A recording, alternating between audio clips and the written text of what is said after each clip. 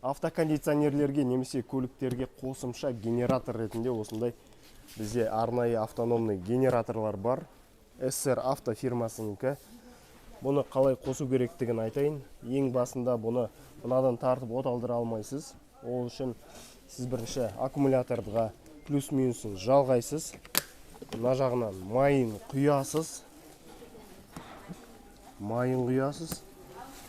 Мына жағынан бензинін құясыз.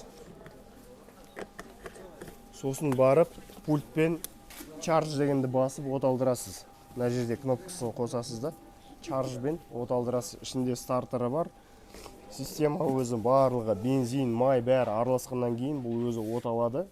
Одан кейінгі кезекте сіз мынамен тартып от алдырғыңыз келсе, от алдыра берсеңіз болады.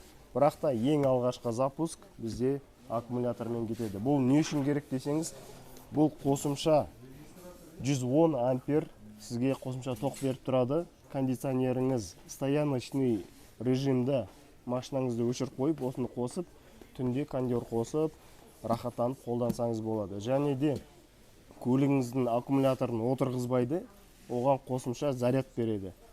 Машинаңыздың өзінің генераторы бұзылып қалған кезде осыны қосып, аккумуляторыңызды зарядтап, от алдырып алуға мүмкіндік береді. Тапсырыс беру үшін бізге төмендегі нөмірге хабарласыңыз, немесе заказ берсеңіз болады.